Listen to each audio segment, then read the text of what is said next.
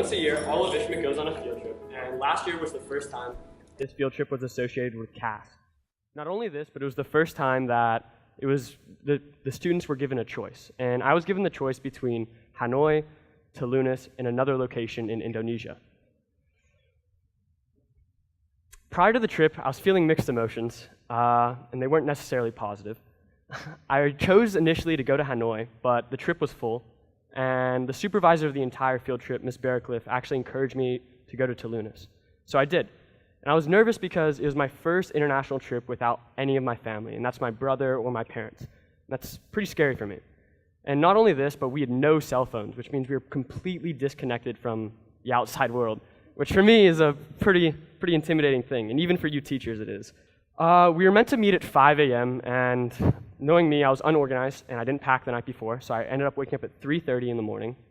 By the time we got to the airport, the security line took well over an hour, and from then we took a 2-hour flight to Singapore, where we took a bus to a ferry to an immigration island on a wooden longboat for 2 hours to Telunis.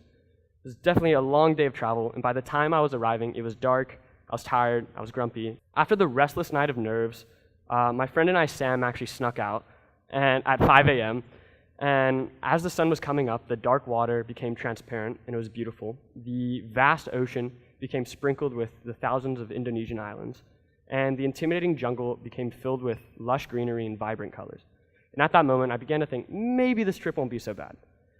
The majority of the trip we were going, and the objective of the trip, we were going to a nearby island where there was a local village, and we had the objective of building a wall protecting the town hall from potential landslides.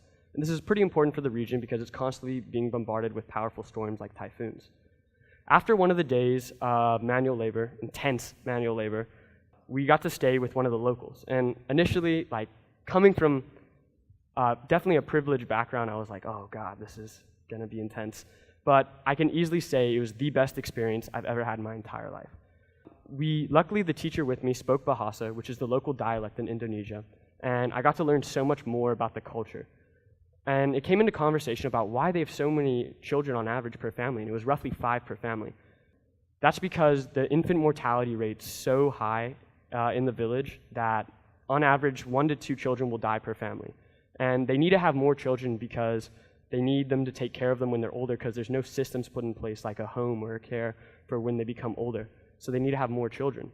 And this gradually led on to the conversation of what the life expectancy was.